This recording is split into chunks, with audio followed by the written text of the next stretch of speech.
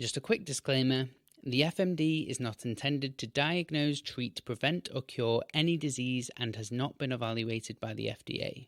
The discussion in this podcast is educational in nature, and the discussion of results of studies in mice should not be assumed to occur in humans. FMD provides many of the benefits of fasting, but has not been studied to provide the many benefits of intermittent or prolonged periodic fasting discussed in the podcast. Now on with the show.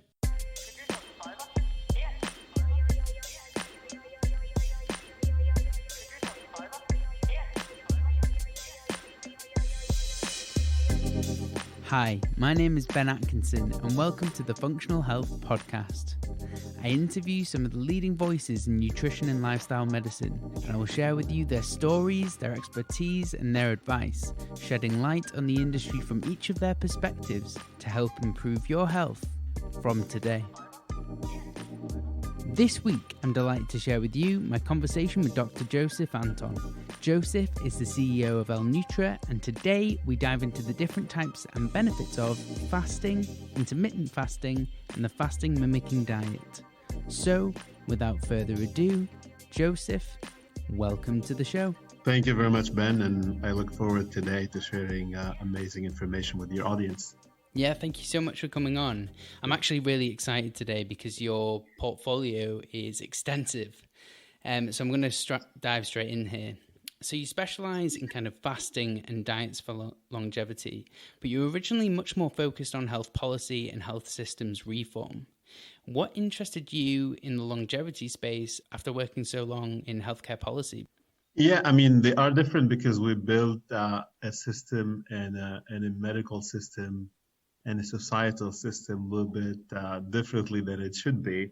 But if you think about it, the way to keep people healthy is to if you want to promote healthcare, not sick care, is you should keep people healthy and care for the sick for sure. Mm-hmm. But the entire healthcare system should focus on prevention, on keeping the body healthy, keeping us improve and enhance our aging process and the way we take care of ourselves, so that from the inside we stay younger, and the younger biologically you are, the healthier you are, and the less prone you're going to be to developing the 4 major diseases that are thunking the healthcare system. So we're focused a lot on treating diabetes. It's a food-borne disease, so we should be actually focused more on prevention and diets and helping people not move towards diabetes. We focus a lot on treating Alzheimer's when it's late. Alzheimer's today, a lot of experts are calling it type 3 diabetes, and it is a metabolic disorder, and it's an aging disorder as well. Mm-hmm. There's a reason why even if you have the ApoE gene, you don't get Alzheimer's at age 20, right? Yeah. We call it genetic. It's an aging disease, and if your body is aging in a healthier way, hopefully you're not going to get it, or you're going to get it in a much later stage of your life. Same thing, cardiovascular disease. Instead of getting a pill for blood pressure, and another one for cholesterol, and a third one for triglyceride, and a fourth one, for the heartbeat, and you're looking at a patient who has metabolic syndrome, and he's obese and stressed and not sleeping well. This is what you want to solve before you start getting to the pills. I'm not saying there's not a role for the pills. Of course, the sick care system should be there, but it should be, almost at when everything else fails. And today we build a health system that is actually the opposite. We're just build it in a way that interacts with us after we have a symptom, after we're sick, and after it was too late. So my studies in health policy and health systems reform taught me that, and I felt that we needed to build prevention. And this is all of us know that, think this way, but then when you go practically to prevention, there isn't an economy there. There isn't a market. There aren't a lot of products, a lot of investments. It's a collection of recommendations and ideas and suggestions. You should eat healthy. Everyone knows you should eat healthy, but it's difficult to do. So have we invested enough to have diets that fit our lifestyle rather than impose on our lifestyle? Well, the best thing we've done to people, we said, hey, you should eat healthy. And the ones who say, okay, I'm going to start, We just put them right away on a super difficult long-term diet that they can default on. That's not a solution. Same thing, stop smoking, drink less alcohol. I mean, we know that. It's just we haven't created a process and a market that has regulations, that has payments, that has investments, the same way we did for pharmaceuticals. We put billions and hundreds of billions of dollars in pharma research. We don't even put a fraction of that to create a market for prevention so that people start seeing products, technology, build trust, science, and consume in that market and stay healthier longer. So I think they're directly connected. It was my health policy passion and changing system reform passion that took me into longevity and aging and food, because I think, first of all, most of the diseases that we suffer from are age-related. You don't get your first heart attack at age 20. You don't get your first diabetes type 2 at age 21. And again, Alzheimer's definitely not at that age. Number two is, if there's one medicine or one poison you put in your body every day, multiple times a day, since the day you're born, is called food. The food must be the most powerful pill. And the problem is that if you put the wrong pill every day in your body 3-4 times a day, you can see how you can get very sick. And if you put the right pill in your body every day, multiple times a day, since the day you're born, you must see how that can be the most powerful medicine ever. So then my entire career and life conclusion came back to, we should keep our body healthier longer. That's the best healthcare we can do. And the best way to do it is through nutrition. And this is why I came to L-Nutra, which I think is the leading company in the world from nutritional research and discovery. And the focus on nutrition and aging is 100% the right one, not just for us, hopefully for a lot of other companies in the future, and hopefully for the healthcare system. Absolutely. I completely resonate with you there in terms of preventative medicine. I think it's hugely important. And to dive into just fasting straight off the bat, because I think we'll get onto nutrition a little bit later, as in putting things into your body, but this is more the omission of things. So what people might be thinking at home, I like my food, so why should they consider fasting or some form of fasting? And what are the different types of fasting that people can do? Yeah, that's a great question. And again, the story of fasting goes to the same story we just talked about. It's not a change of mindset as much as going back to how things should be. And if you think about it, we as humans, for 99.9% of our existence on planet Earth, hundreds of thousands of years, we didn't have refrigerators at home in the middle of the night to eat at 2 a.m. We never had delivering food for us at 3 a.m. We actually, we're consuming food during the day, and whenever we find food and we can store it a little bit, and then we were sleeping early, at 6, 7 p.m. when the sun is down, and we wouldn't eat overnight. And then the next day, we get up and we do breakfast, and the body was balanced with 12 hours of food and 12 hours of no food. Fancily, we call it fasting today. It's not fasting, it's just the normal way to eat. And then from time to time, when there was migrations, wintertime, wars, or any major events or no food availability, we would go several days without food. And so fasting, what we are again today calling in a fancy way fasting, it was actually part of our diet. And the body used to eat and stock when there was food, and actually use the stock and correct and heal and optimize when there was fasting. And that's very important. Fasting is actually not starvation.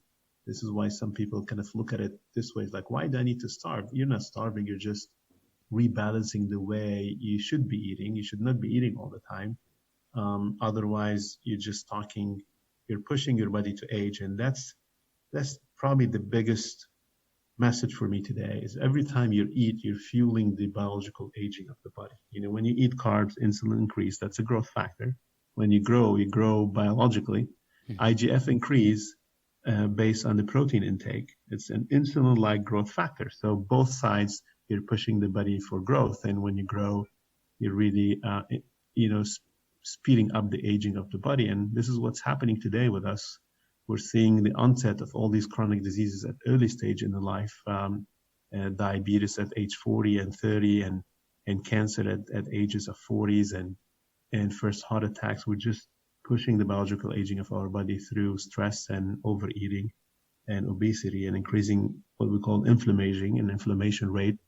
These are all accelerators of the aging of the body. And when you age fast, you get faster to an older body from the inside and the onset of these chronic diseases. So the way to balance that, the way our body knew how to balance that, is we didn't have food all the time. We're not accelerating this gas pedal all the time to go faster forward. We were actually stopping them as pit stops, and fasting was the pit stop that allows the body to go back, and instead of being always anabolic and stocking, transforming the sugar to fat and etc., was consuming that fat. And this alternation of food and no food was very important for the body, for the body's own balance.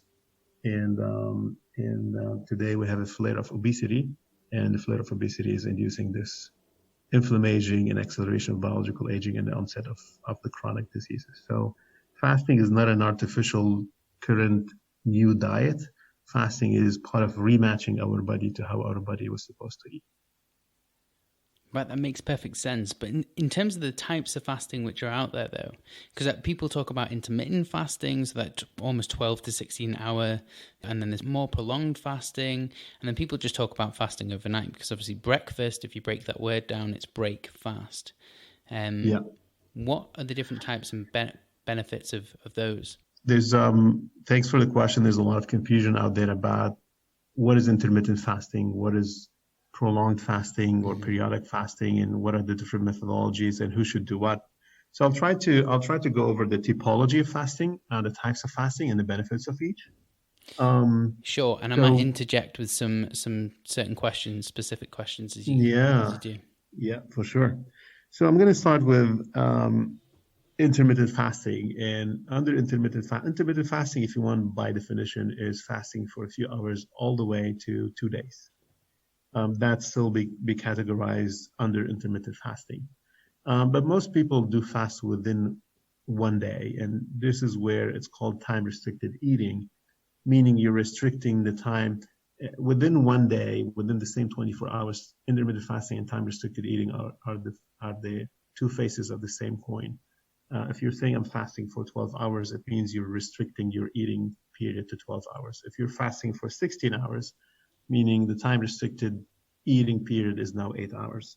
So, and these are important concepts, especially that a lot of the recent science on intermittent fasting and time-restricted eating, and the Nobel Prize actually in medicine physiology in 2017 was on the biological clock of the organs, which relates directly to fasting. A lot of science happening there, and basically there are, if you want, two schools. There's one school coming from longevity saying you should fast for 12 hours. And this school is led by Professor Walter Longo, and he's the head of the Longevity Institute at University of Southern California. And he studies centenarians around the world, people living 100 and beyond, and studies a lot in mice and now humans. And his view is that we are built to eat for 12 hours and then fast for 12 or 13 hours. So we eat over 11 or 12 and fast for 12, 13. This follows circadian rhythm.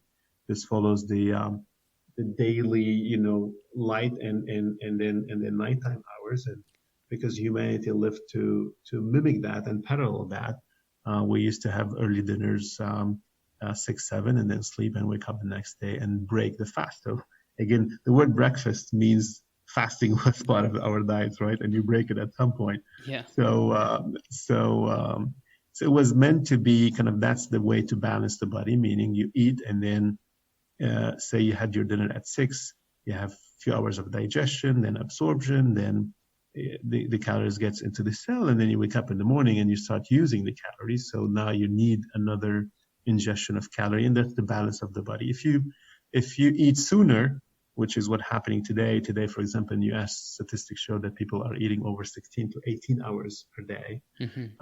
So you're prolonging the eating periods, and then you're putting more into your body before the expenditures balances that, and the extra goes into fat and stocks and obesity. Now, if you go longer now on the other side, if you go longer into fasting, and a lot of people talk about the 16 hours, and that school of thought comes from clinicians mainly, and doctors who apply 16/8, because The longer you go now on the opposite side, when not 12, you go to 16, you're adding more hours of fasting, and therefore you're going to be in negative energy caloric intake, and therefore you're going to burn more fat and lose more weight. So it's a great way to lose weight, and when you lose weight, you have a lot of metabolic benefits from that. And the leaders of this school of thought are mainly clinicians, because they do see people with diabetes, they do see people with obesity, they do see people who want to have on the short term a metabolic correction and use the 16-8 with them. It's important to note, though. Sorry, carry on. Yeah, sorry. It's important to note that comes at an expense. When you fast for 16 hours, this extra 4 hour of negative food intake, caloric intake, it comes at the expense of.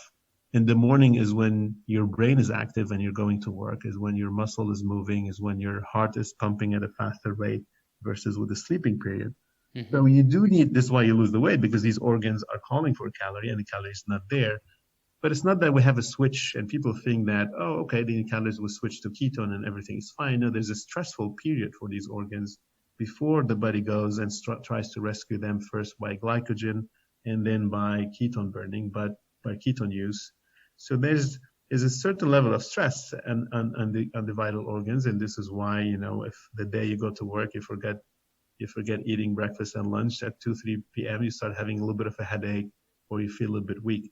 So we recommend. I'm actually with both schools of thoughts. I definitely, if you're healthy and you don't have a condition, you really want to mitigate in the short term, we're for the 12 hours of fasting. This is your balance, and this is what we see people living 100 and beyond typically do. Their early dinner, and then they stay all the way to the next day, and they do have breakfast, by the way. Mm-hmm. In most cultures that do live up to 100, but again, this breakfast is coming after 12 hours.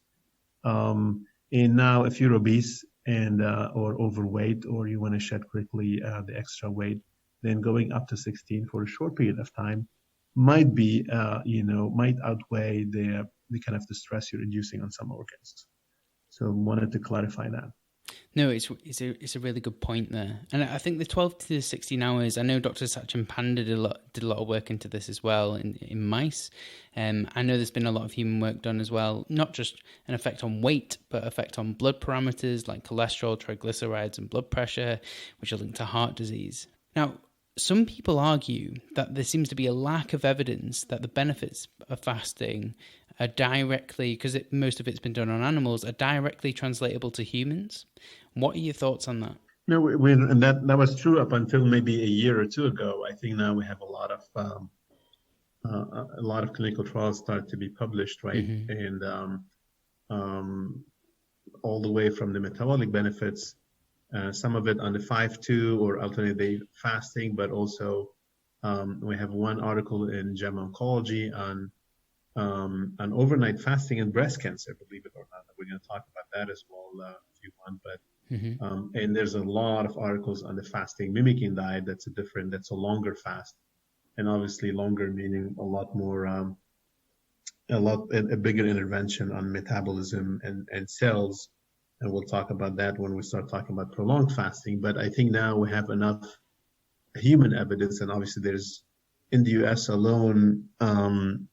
10% of adults who do a diet and 36% do a diet in the US. So you're talking about tens of millions of people have tried intermittent fasting. So the science is catching up, especially the clinical trials, and there's a lot of people practicing fasting. And again, there's no magic when you stay longer without the food versus if you eat.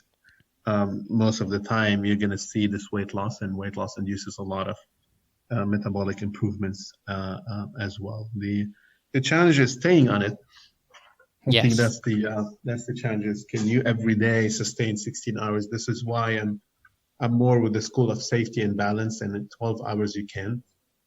Most people, if they push their dinner a little bit earlier, and they don't, when they wake up, they get their breakfast, within this 12 hours margin. It's very practical, and not just practical. This is how we were meant to be. There's a Nobel Prize in 2017 on that specifically, and Sachin Panda had a lot of work on this time restricted eating and the biological clock of the body. Yes. And not only improve your weight, but also your sleep is a big impact on between the food and the timing of eating in the night and quality of sleep, and therefore energy the next day.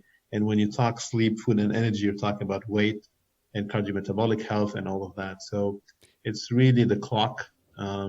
We use a lot the clock as a symbol of fasting, and it's not just a clock of counting times, which is what a lot of apps today and a lot of which is needed, a gamification, but it's beyond the gamification. It's really about organs,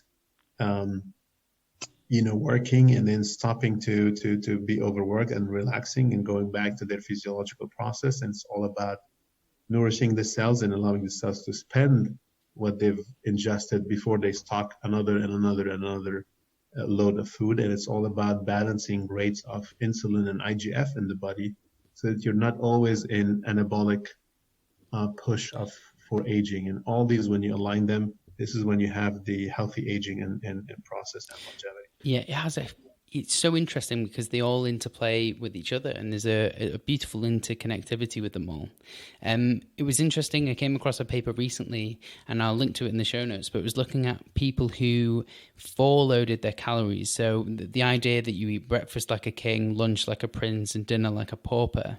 And I think the split was something like 1,000 calories in the morning to 500 calories at lunch, and then 200 calories for dinner in the evening. And the way they partition calories, they actually put on less weight than people who did the opposite, so having the heavier meal at night. And I found that fascinating as well.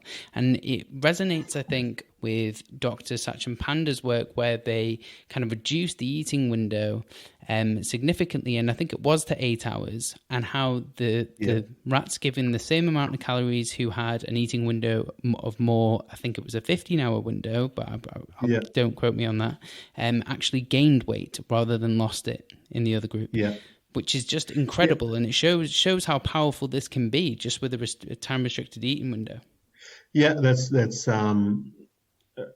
I agree with that, but again, it makes sense. It's incredible because we built a system that was pushed on us by research funded by for-profit institutions who wanted you to eat what they sell. But if you think about it, obviously, dinner is what you eat and then you sleep. It's not when you eat and then you run. Mm-hmm. So whatever you're going to end up eating is going to spike insulin, IGF, and no calorie expenditure after that. Breakfast is what you eat and then you go to work. So you're gonna spend there. So it makes sense. The challenge is how to merge this with societal habits, because dinner is the most social event, right? So telling people, hey, have a heavy breakfast. I mean, when you wake up in the morning, a lot of people don't have that big appetite. And then you tell them have a very light dinner of 200 calories. Dinner is when you come back really hungry and you want to, take your loved one out or share a meal within the family, and it's difficult to tell people not to eat there. So we need to adjust these perfect settings from science to practical settings. And absolutely. I think the practical setting is really, I'm not sure we want to push people to stay 18 hours without food. I don't think that's, you would lose weight faster, but that's one of the flaws of a lot of scientists is they focus on one channel. They don't look at the body from a multi-system perspective. And I don't think we were meant to stay 18 hours without food. I think maybe 12 to 14 and then 16 if needed, and 18 if like super needed. And there might be cases, by the way, in the future. I don't want to talk a lot about confidential things, but there might be cases where you need to go to 18 for certain medical condition and health conditions. Mm-hmm. But this is not something to preach to the mass where most people are healthy outside, and the more you push them to 18, the more, again, the vital organs are suffering through the transition, but also they're going to default. And I go back and I say the biggest flaw we have in every diet we put out there in the market is we're imposing on people a lifestyle that is very difficult to adopt. So we need to find that balance between what the science says and what we could do. Yeah. And that I think could be the most practical thing to suggest. 100%. I mean, I've recently read a paper out of Professor Robin Franklin's lab at the University of Cambridge, and Dr. Bjorn Newman investigated a mice model of MS and found that alternate day fasting helped to improve the regenerative process of stem cells to remyelinate nerves. So remyelination is key to put myelin on nerves so they function properly in the brain and spinal cord. And that was hugely interesting, but also, even if that did apply to humans, it would be so hard to maintain because you're going for periods of 24 hours without any food whatsoever and doing that day after day after day, alternate days. And like you said, another intervention would probably be needed in order to make that sustainable. This is the essence of our company. L-Nutra is how can we make fasting part of first safe, compliant, and then part of people's diet, rather than this, fasting every other day just cannot be right. Before we read any data, just the body is a symbiotic, homeostatic, environment. You cannot just do yo-yos, strict yo-yos effects. On one day you binge eat, the second day you don't eat, and the third day you eat, and we need to respect nature when we do science. And the best science is what empowers nature, actually. Rather than opposes it. We've done a lot of opposition to nature and nothing worked. So many, hundreds of diets outside, and obesity keeps growing. It's because they're just ideas to be sold and made money off, rather than genuine solutions that people can adopt. And I think this is why we exist over here. We're trying to, the fasting mimicking diet, trying to make fasting safe and compliant. Mm-hmm. This is another aspect we really need to talk about. When you fast, that's a serious. It's not something to be taken that lightly. Especially when you tell people, "Hey, stay without food 18 hours and 20 hours." It's happening very lightly, but probably fasting is one of the rare things that impacts every cell in the body. I mean, every cell needs calories to survive. It just cannot. It's not an optional thing you're putting in your body. It's not an antibiotic. Whether I can survive with it or without it as a cell. Fasting plays with the calories of every cell. And so whenever you fast, this is why you see a lot of benefits at the same time when it's in the right direction. Mm-hmm. But what people don't talk about is there could be a lot of non-benefits when it's done in the wrong direction. Yes, and especially if people are nutrient deficient to begin with. Yeah, and so when you see all these crazy ideas about fasting on water and every day and 20 hours, and there are challenges now. I mean, again, we might allow that in the future for certain health condition that needs a big intervention, but we need to keep in mind that people's safety comes first, and we need to find that right balance of regimens that follow the nature, empowered and enhanced nature, and the genetics and the physiology of the body, and this is why 12 hours is ideal from a balance perspective. You can stretch it a little bit if you need to lose weight fast. Mm-hmm. This is something that I definitely would recommend. So outside of these borders, going very long, etc. We've tried to make it safe and compliant with food, and this is something we can talk about when we finish the discussion on intermittent fasting and go to a prolonged fasting discussion. Well, let's jump onto prolonged fasting now, because you mentioned water fasts, and that is something which is becoming increasingly popular in the health space. And I think for good reason as well. People are looking at it from an autophagy point of view. There's cellular cleaning mechanisms and purging of senescent cells.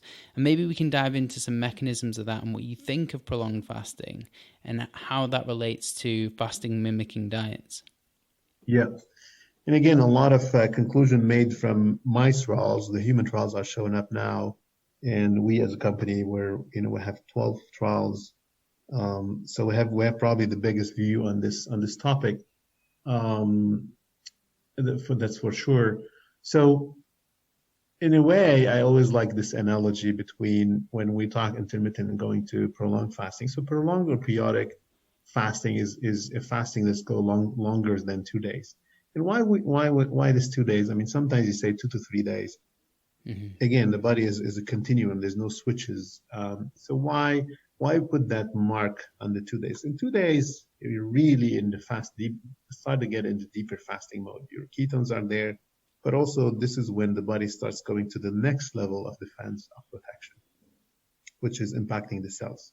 So let me use an analogy. Let's say you're a CEO of a company, and you have to and say you need a million pounds per month to run your company, and suddenly we give you zero. That's fasting, right? So first, just kind reminder that it's a big stress. So we give you 0 calories, $0, £0.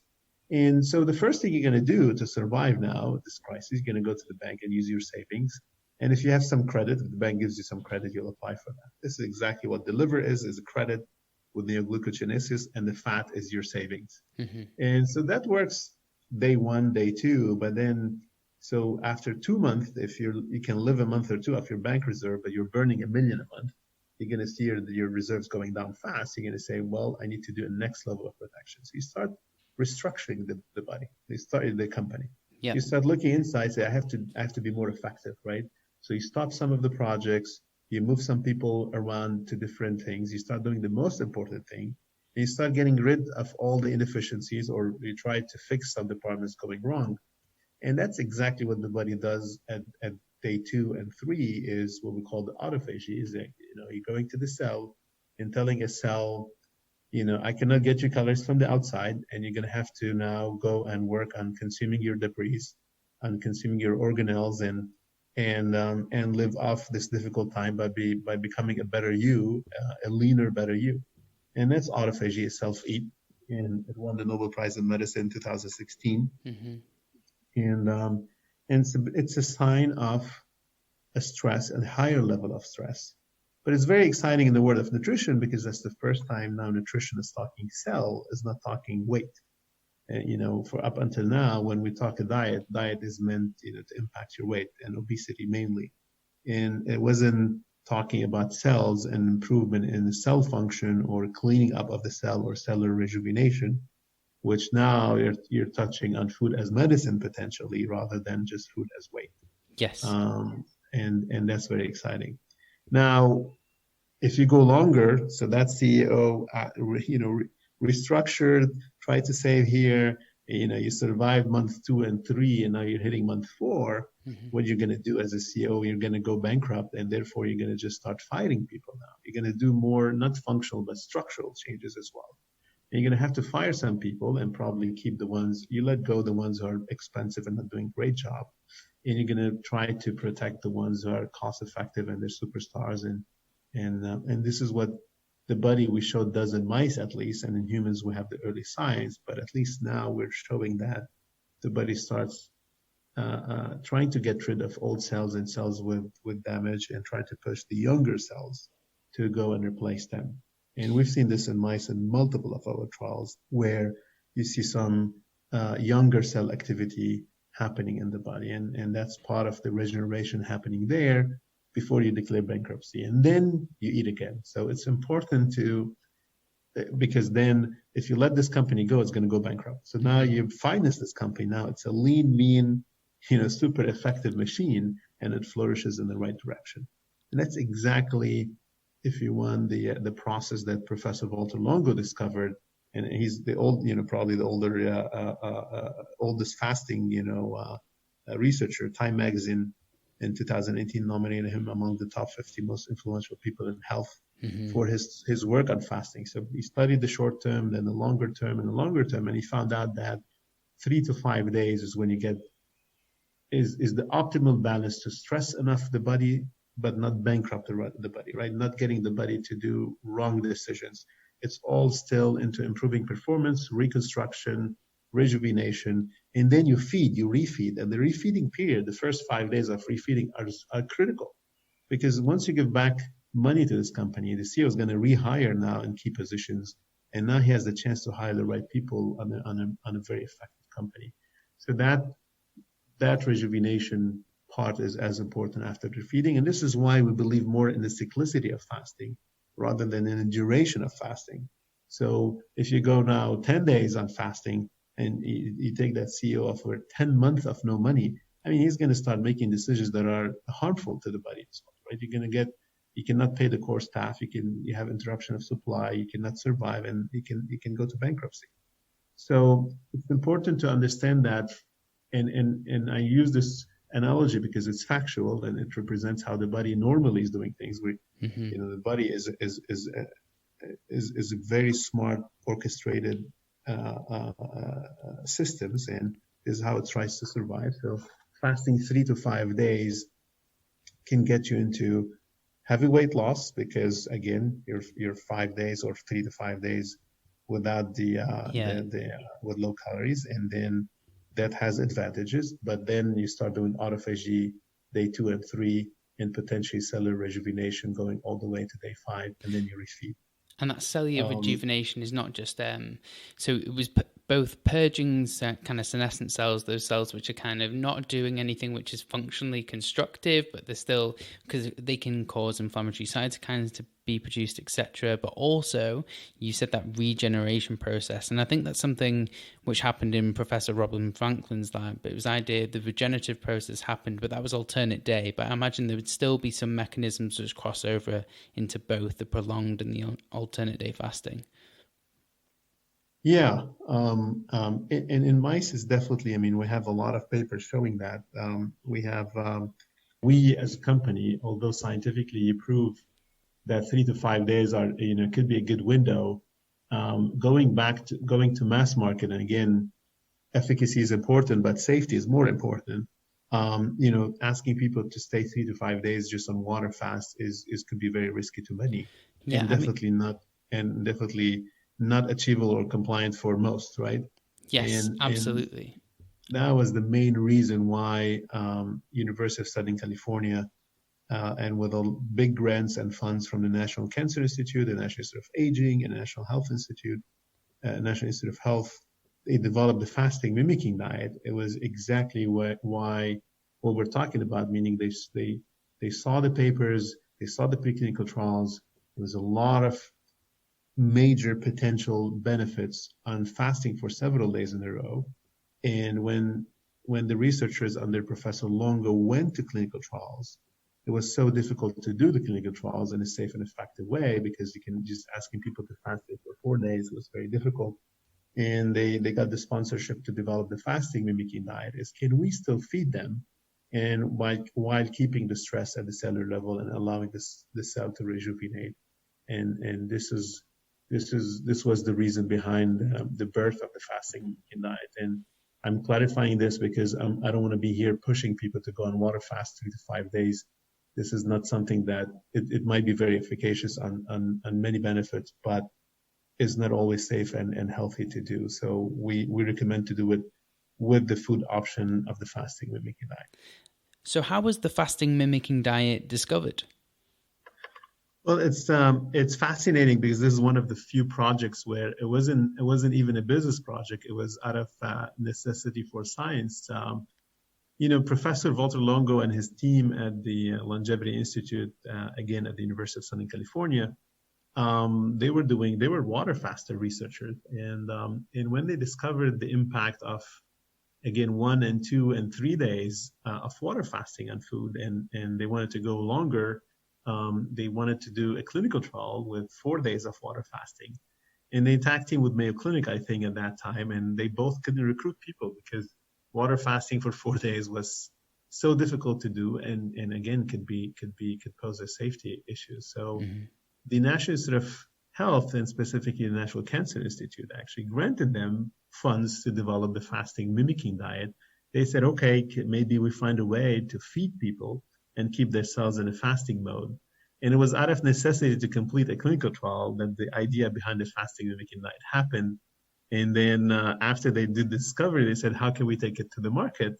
And it was the USC and Professor Longo decided to then create a company, so the company makes the fasting mimicking diet available in the market. And that company, they named it L-Nutra, L-Nutra, and it's longevity through nutrition. And in order to show that this wasn't a business project, this was more of a really a trial necessity, but also a mission of giving the FMD to everyone around the world. Professor Longo donates 100% of his shares in L-Nutra. Today, it's 58% of the company is all donated back to the Create Cures Foundation. And maybe this is one of the rare, if not the only company in healthcare that donates a for-profit company, but donating 58% of its revenue, of its profits, not revenue, the profits, to the Create Curse Foundation, and the foundation uses it to help poor people and fund more research, etc. Professor Longo, for those who don't know, he was nominated by Time magazine as among the top 50 most influential people in health, based on these fasting discoveries. Fantastic. That's a wonderful, wonderful fact. So we may as well dive into that now, because most of my listeners, they know that you have to eat a nutrient-dense whole food style diet to ensure we avoid things like nutrient deficiency related diseases and kind of the common metabolic concerns that we have in westernized societies today. But is there a concern about nutrient deficiencies with prolonged fasting, and how does the fasting mimicking diet address that? Yeah, again, this is why we said it has to be cyclical. If you go for very prolonged, a week, 2 weeks, of course there are concerns. And again, I want to stress, it's as important to know fasting is so powerful as much as to know that it is not something to just dance around with. And so we had fasting. Sorry, just to interrupt you. Fasting is the cure. Some people say it's the cure for many illnesses, but it's also the cure for life, right? If you do it too long, so. Yeah. So of course we don't want people to be nutrient deficient. So to start with, this is why we don't recommend going on days and days and days, long periods of water fast. The same happens with the company. If you keep that CEO with no any pound and he needs $1 million a month for 10 months, he's going to go bankrupt. So that's needless to clarify. But also within the 5 days, so you say a company can handle 3-4 months of stress and it regenerates based on that. But even then you can make it better, meaning instead of giving $0 to that CEO and now he cannot even produce if he's selling something as a source of revenue, is the base operations. We understand you want to stress that company, but the base operation still needs to function. Otherwise, the entire company is disrupted. And doing even the fasting with a fasting mimicking diet is literally nourishing a little bit the body while the body is going through this transformation. And so you go back to the example of the company, and if you give that CEO $200,000, $250,000, at least he still has the stress of a negative 800,000, so he's still going to do the right thing, but at the same time, he doesn't need to make very abrupt and very difficult decisions that he might pay the price for. So fasting mimicking diet definitely makes fasting more compliant and safer by not having 0 calories to eat, but having some carbs, some proteins, and we can talk about the composition and how well studied, and obviously good fats as well. Yeah, maybe outline it for listeners.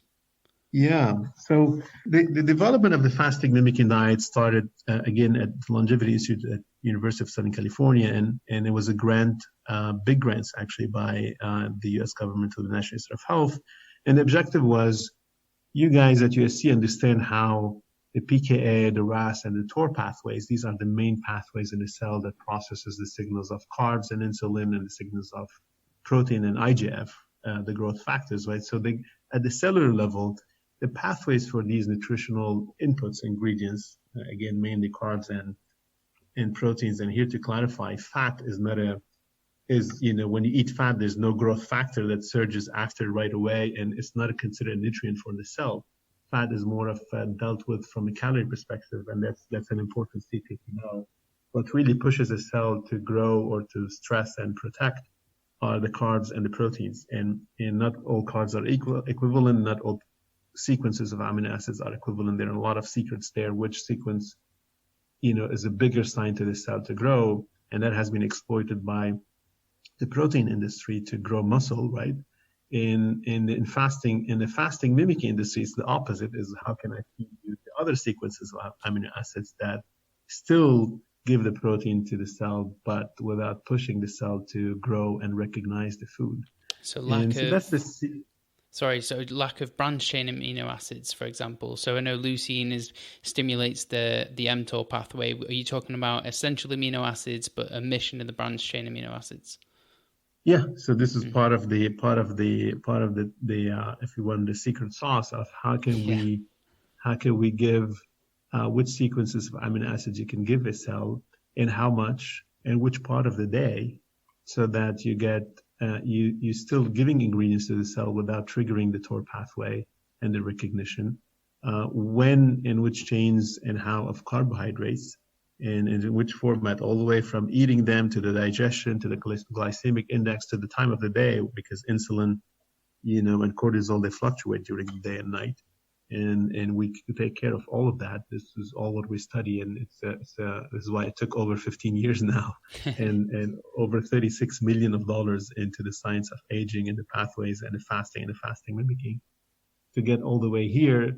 And then how much you can add of both the proteins and the carbs and fat and minerals and vitamins, because the body needs minerals and vitamins regardless of to operate.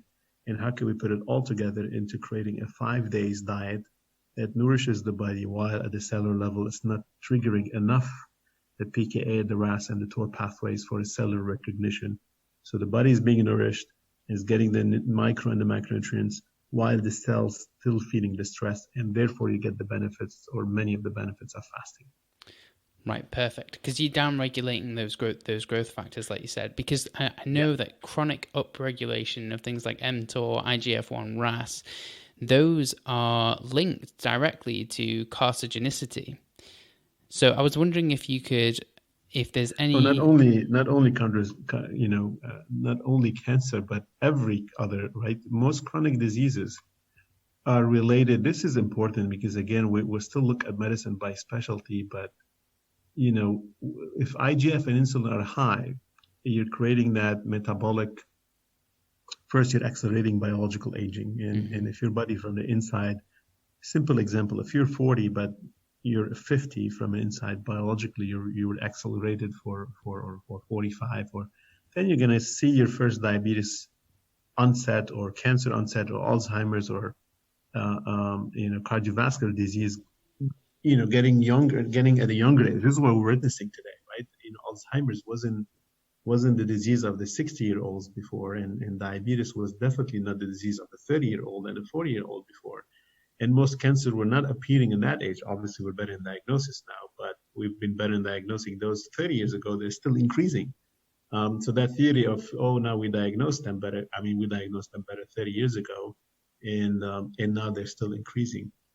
So it's very important. You asked me when we started, why aging? That's exactly what is the biggest risk factor to all these 4 killers. 87% of us will die out of one of these diseases. They're perfectly correlated with aging.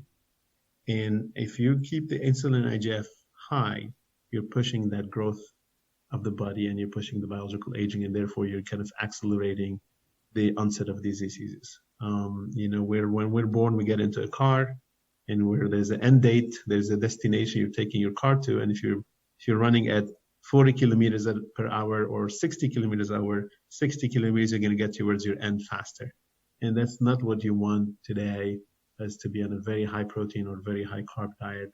You're going to be obese and super inflated and inflammated, and pushing your cells to grow fast. And you're right, IGF is linked to carcinogenicity. We have a paper by Dr. Longo in Cell Metabolism, I think some 6 years ago now, and it was one of the most read papers in their history, showing that if you maintain high IGF, you're increasing risk of cancers by 400%. And that IGF-1, that's increased by both carbohydrates and protein, correct? Yes, the other thing is, we were thinking in medicine linearity, like you eat more carbs and therefore it's only insulin that increase. No, it's all cross-correlated, and at the cellular level, they cross paths. So definitely, if you're more obese, you have a higher risk of cancer as well. And if you have high IGF and you're eating a lot of proteins, definitely the mTOR pathway is the biggest pathway that's pushed. But there's a crossover, and other things are also, other pathways are always pushed in the cells as well. Right, completely understand. So far we've talked about fasting, the types of fasting, how it affects the cells, and what the fasting mimicking diet is, and the potential benefits that has.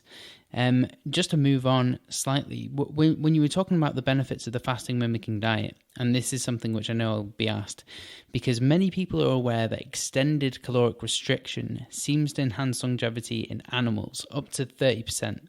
In some, I know there's some mice models which have been enhanced longevity by up to 30%. Are the mechanisms by which this happens, or which the longevity mechanisms with prolonged caloric restriction, are they very similar to the ones that you'd get from fasting or using the fasting mimicking diet? No, actually, it's important that to separate chronic calorie restriction from fasting mimicking diet or intermittent fasting, right? And that's a very important distinction. The chronic calorie restriction shows a lot of good metabolic benefits. Obviously, you're going to eat less. You're not going to be obese. You're not going to have hypertension. And you're not going to have high cholesterol and triglyceride, right? But at the same time, has its own downfalls. Yeah. If you're going to keep the body long on mice, and then well, the monkey study was a mixed signal, but a human one, and the biosphere, especially the biosphere 2 with Roy Walford, it shows clearly that, hey, you're going to lose muscle as well. You're going to lose immunity as well, immune protection as well, and other factors. And this is not the best way you want to go. So this is why we're excited about fasting and fasting mimicking. It gives you the stress of the low calorie, but it's not, you don't do it on a long chronic, perspective. So instead of doing 3 months of low calorie restriction or 6 months or whatever, we're very excited about doing a more acute stress, but without depleting the body with chronic calorie restriction. That depletion doesn't happen with fasting, because you're doing it for a few days with a diet that nourishes you. That's exactly why it is there. And you do cyclicity. You don't go for long, weeks and days on the fasting perspective. So fasting it's a more powerful signal, therefore gets you a cellular aspect as well. You don't talk on, the science of chronic calorie restriction hasn't shown, rejuvenation, regeneration. It's actually shown depletion, and people look really miserable at the end of that. When you do fasting, you look more energized. So the acute sign of fasting has a bigger impact on the cell. And because it's acute as well, it doesn't lead to the depletion. And I think this is one of the secrets of intermittent fasting and the fasting mimicking diet. Is just, especially intermittent fasting, you get the metabolic and weight benefits. You don't get the cellular benefits. Fasting mimicking diets, because it's longer in the number of days, and because it's giving you food, you get less of the depletion, but more of the effectiveness. And then the prolonged chronic calorie restriction is, you get a lot of metabolic benefits, but at the expense of a lot of depletion as well. Right. That makes perfect sense. Thank you for clarifying that. Some people are going to be aware that we mentioned cancer, but also prolonged fasting might be a concern because of cancer. I can never pronounce the word, cachexia. Yeah, I think, again, going back to the same notion of prolonged fasting and prolonged calorie restriction, obviously for cancer is going to lead to cachexia, and even without cancer, but doing things on an intermittent basis with fasting is probably, from that perspective, the cancer patient is going to lose a lot of weight due to the side effects of chemo, and on the GI tract, on the appetite, etc. So I'm not sure that chronic calorie restriction would be prescribed there, but the cancer patients need to be in a low IGF and low insulin setting, and therefore a lot of studies happening there on fasting. There's a lot of publications coming from the Walter Longo and the Leiden University in Holland and other groups on fasting for 1 day and 2 days and 3 days. But basically the concept is really to, when you have a cancer by definition is a cell that keeps replicating without inhibition, right? That's in a simple way. It lost the inhibition, keeps growing. And going back to this concept of food as medicine, if a cell has to replicate, it means the cell would love 2 things to happen. Number 1, give the cell food, and number 2, help the cell with growth factors. That's the best thing you can bring to cancer today. And when you fast, you're killing both positive signals. You're just starving the cancer. And number two, you're not allowing IGF and insulin to spike, and therefore there's no growth push to the cancer. The cancer gets confused. The cancer cannot stop like the normal cells of the body. Normal cells of the body, you fast them, they stop replication. That's their first defense, and then autophagy, etc. Cancer gets super stressed and confused because it cannot stop replication and gets sensitized. And then if you do that fasting process right before chemotherapy, or now we're studying homotherapy and other tyrosine kinase, etc., but a lot of evidence behind chemo that when you starve that cancer before chemo, it gets really sensitized, and chemo kills, hits the cancer that's more weakened now and sensitized to it, and could lead to more, cellular loss. And there are a lot of papers now showing that in mice and showing that on water fasting for 1, 2, or I think the max did 3 days before it became too difficult to be done. And every day adds benefits. Fantastic. Just for listeners, I'll list all the papers that we've spoken about and the papers that you've mentioned, Joseph, in the show notes below. Now, we've been talking about fasting and the fasting-mimicking diet. And people are going to look at some of these papers and they're going to understand that the fasting-mimicking diet requires a certain amount of calories and a certain amount of protein, a certain amount of carbohydrates and fats. Why can't individuals do this through whole foods? Yeah, the fasting-mimicking diet is pretty complicated. And that's because there's a fine line between if you eat less, it means you're going to starve the body. And we're talking about, hey, we don't want to get to starvation. And when you starve the body, you're taking a high risk on compliance and on safety. Mm-hmm. If you go beyond it, then the cells recognize the food, and therefore you're not fasting. So there's a very thin line. This is what we studied, and this is why it literally took 15 years and millions in research, is where's that line where I'm feeding enough the body to make the journey safe and compliant for the consumers, the patients, and not depleting them, not undernourishing them, and giving them something they can do. Versus if you do a mistake and you're cooking your food at home, there's over 66 ingredients in the fasting mimicking diet. So imagine what level of cooking you need, but still. And then the cells recognize, say, a signal from IGF or proteins or carbohydrates, then the cells are not fasting. Then there's no autophagy, there's no all the processes of fasting we talked about. Then you're just eating a low-calorie diet. And there are so many low-calorie diets out there that you can consume today. They're just not a fasting diet. So, and also it's important in medicine, right? And I think this is exciting times. We're talking about a food that really is being presented now as medicine in a medical food format. And as doctors and as people who care and licensed practitioners, safety comes first, efficacy comes second, but also standardization and science and expecting what to expect. So we cannot just let people go and do whatever they want and expect first the same results and take responsibility of that. And this is part of why nutrition failed.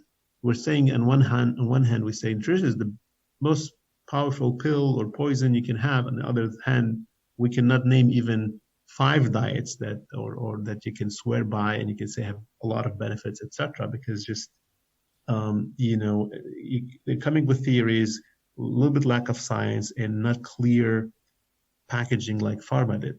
Pharma wins because the pharma and should win on some diseases, obviously, and care is very important. But the recipe and going back to where I started with why I wanted to create a market for prevention, because in the pharma sector, it's clear you have regulatory processes, you have standard products, you have an active pharmaceutical ingredient, and then you produce every pill exactly with the same API that exactly the regulatory offices would accept, and then the doctor and the prescribers would trust. The problem in nutrition, you don't put enough science behind it, then it becomes a set of recommendations, and everyone cooks it differently. Then there's no measurable results, and then it becomes a fad and it goes away.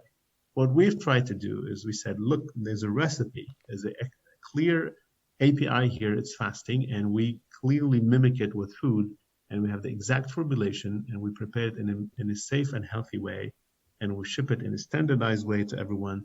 This is a new pill. This is not just a new book, a new idea, and it's a unique and rare moment in history where you have the discovery done at multiple universities now, over 11 universities doing the science with patents, standardized into a prescription, into a formulation, and shipped as is to every patient with the same formulation. So it's the first time.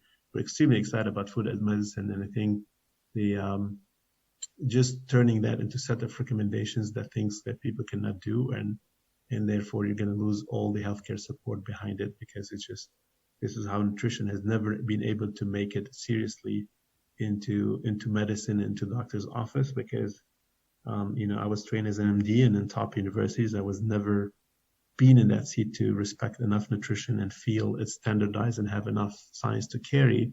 I do like diets and plant-based diets and pescatarian, understand the general benefits, but can I ship to any of my, or can any doctor ship to any of his patients standardized prescriptive food with clear science to do X, Y, and Z? That's not available, but this is how we were able to do it and open a new chapter in nutrition as medicine with a fasting-mimicking diet.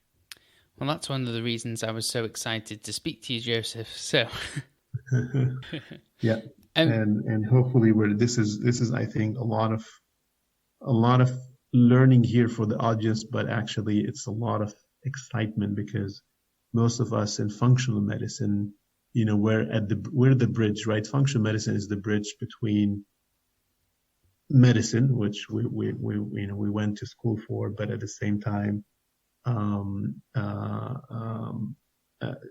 doing more than a pill for every symptom, and taking care of the body from a holistic perspective, and empowering nature and the body's own ability to heal itself. So I think that's the fasting mimicking diet is one of the few evidence-based nutritional intervention, nutrition technologies can empower that line of thought and bring it to mainstream medicine.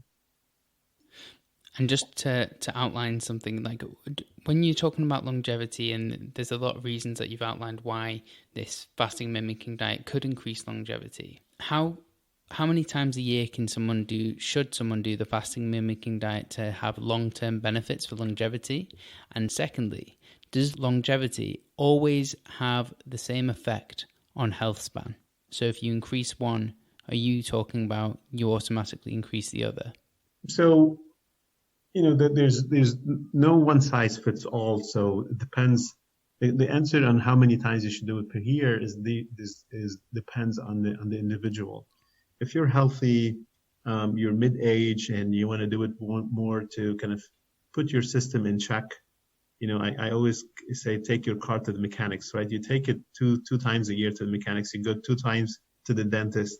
And the same thing, if you're healthy and you're just going for a checkup, and you're going to, you can do the fasting mimicking diet 2 to 3 times a year. That's it. You just want to allow your body to not be chronically spoiled and chronically allow cells to kind of not be effectively doing their job, and so use the fasting mimicking diet from that perspective.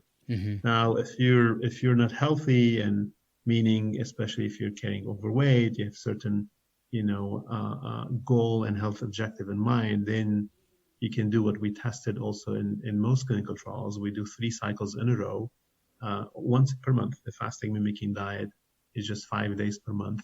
So you do it month 1, month 2, month 3. This is the way to, when you do it sequentially, it's just you're keeping the benefits of the previous box, and you're training this person to change a lifestyle.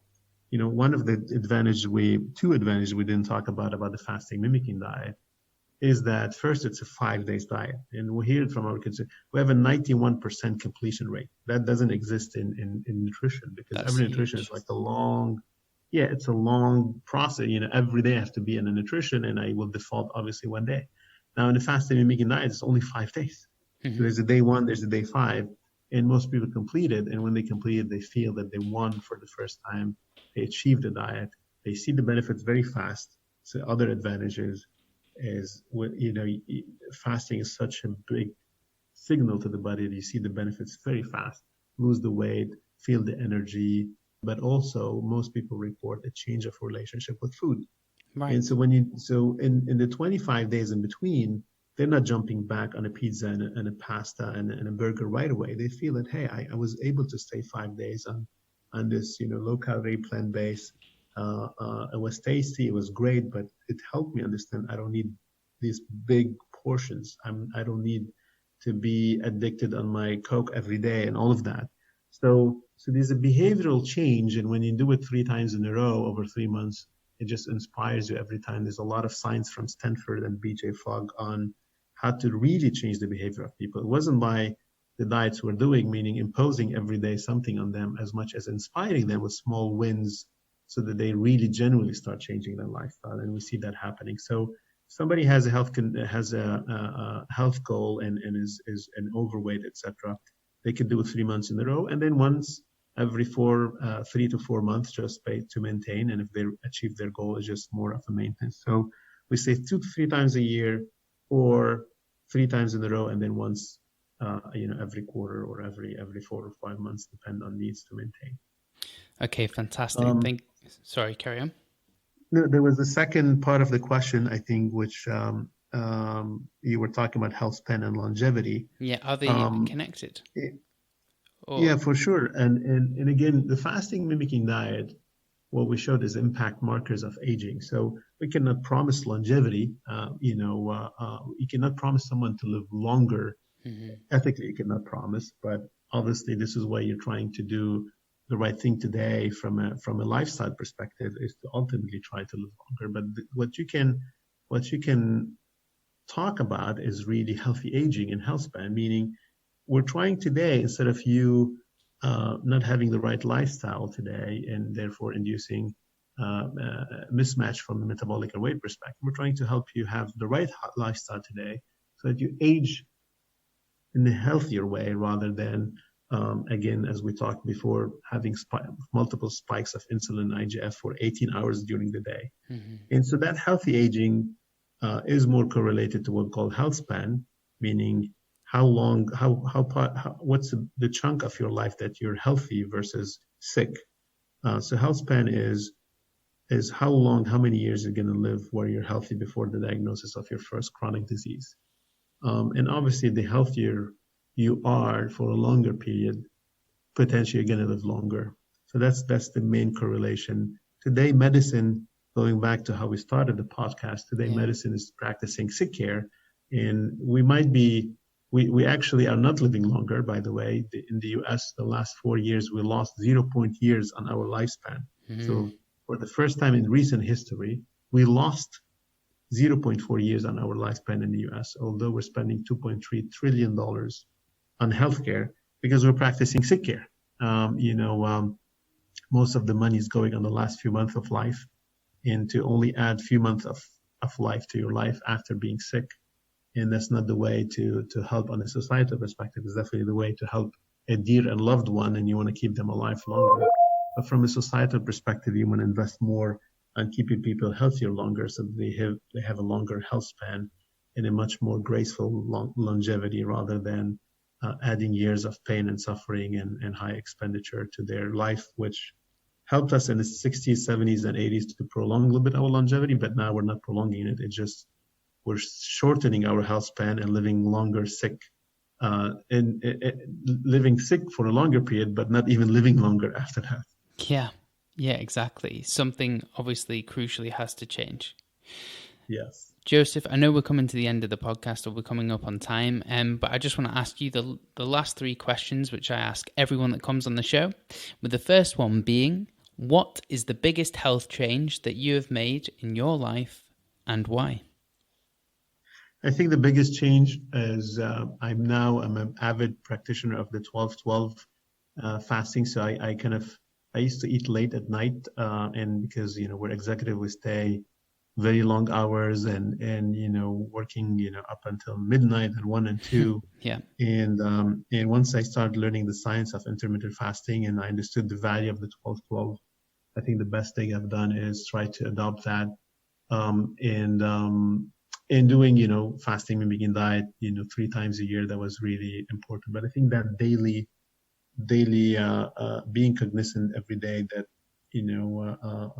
having an earlier dinner and allowing the space for my body to digest, consume, absorb, and then consume what I've ate instead of always, eating multiple times a day. And this is how, in the 80s and the 90s, if you remember, the school of thought in nutrition and medicine was eat multiple times a day and all the time. And I think that obviously doesn't work. It had a good angle where, eat smaller portions multiple times, like you don't spike as high insulin and you're using digestion and spending calorie, but practically people end up eating a lot multiple times rather than a little bit multiple times, and we're keeping our insulin IGF high.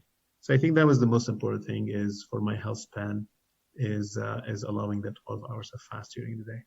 Fantastic. And the second one, how can healthcare become more integrated with some of the interventions and concepts that you've outlined today? I think the missing bridge was science. We had one clan called doctors and evidence-based medicine, and I'm coming from that clan, and only adopting slow anything coming new up until it's proven, etc. You had another clan of, sets of books and publications and theories and podcasts, and everyone every day picking a new theory and throwing it in the market. And one day it's keto, and the second day is paleo, and the third day is intermittent fasting, and the fourth day is 20 hours, and the sixth day is 22 hours. There was need to be a bridge, because both clans are right and both clans are wrong. We should definitely have science and evidence base behind what we say. And this is what the second clan lacked. But also, medicine is not only about pills when we're sick. Medicine is about staying healthier, and lifestyle medicine should be as big, if not bigger, than medicine. But lifestyle medicine never invested big time in proving what it's saying and standardizing what it's saying, so that the evidence-based clan respected. And I think this is what the FMD, the fasting mimicking diet, is. It's building that bridge. It's bringing lifestyle medicine to medicine. And the passport, the bridge, was science and evidence-based. And we took all the time to do mice trials and human trials and do it in universities and publish them in top-tier journals. And I think that's the bridge. Yeah, absolutely key. And last but not least, can you please provide the listeners, and I know you've provided many already, with 3 quick tips to help improve their health and well-being from today? So I think the longevity has 5 pillars, and right, I always let's go with 5. That you work. Yeah, let's do 5. So nutrition, and their intermittent fasting, the 12 hours. I think that's shouldn't be even called. I mean, it's should be part of your life. It's what was part of humanity for hundreds of thousands of years. It just only recently we started eating all the time, and eating a plant-based or pescatarian diet, and doing 2 to 3 times a year the fasting mimicking. Probably that's the nutrition optimization part. There's the exercise part. Definitely do your 30 minutes, 3, 4, or 5, or 6, or 7, as many times as you can. But the exercise is definitely important for longevity and health span. And then stress. We're talking now in this period of COVID and this period of uncertainty, and already without that, life is becoming very stressful. And stress is one of the, I think, has major impact on our longevity. So make sure you manage your stress, you meditate, you pray, you take time to have a purposeful thoughts in your life. We all are moving from inspirational purpose to more materialistic purpose in life, and materialistic purpose, whether it's a promotion at work, whether it's better revenue, whether it's becoming a next best thing, that's never going to end. We need to have a more purposeful life, an inspirational purposeful life, and that's going to create that happiness inside of you, which is going to help you live healthier longer. And then I always talk about sleep as number 4.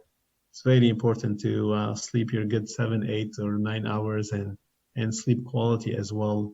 Unfortunately, now with stress, we're sleeping less, with lower quality. With the central obesity, 73% of America is obese, and lower rates, but higher rates as well in Europe. And that's it's just a vicious circle, and we need to sleep better, quality and quantity.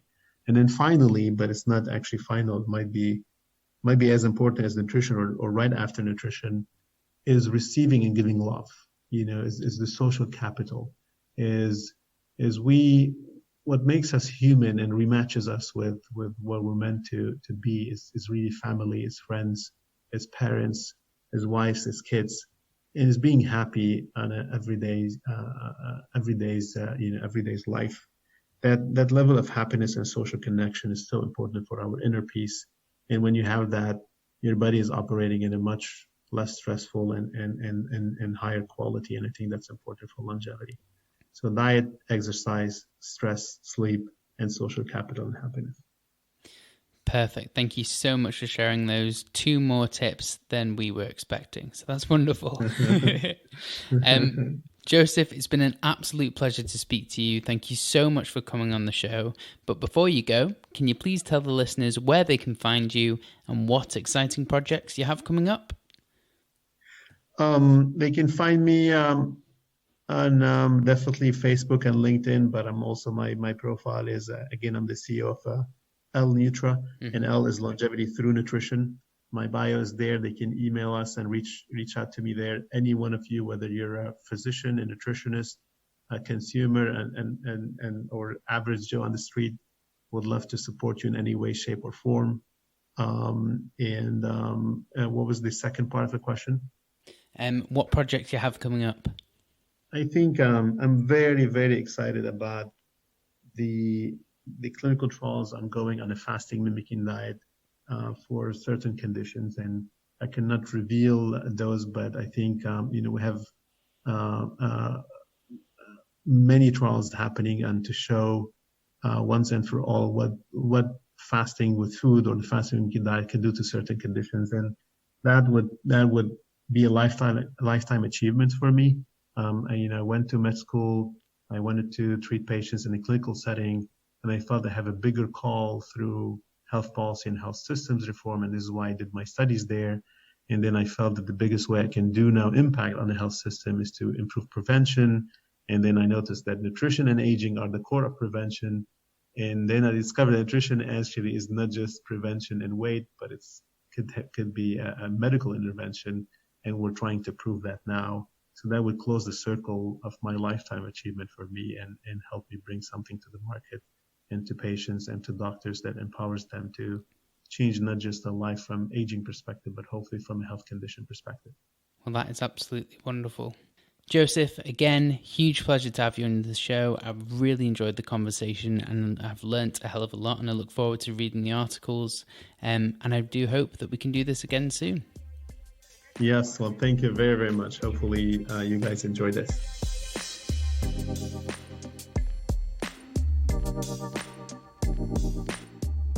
Thank you for listening to the Functional Health Podcast. You can find links to everything that we talked about today in the show notes.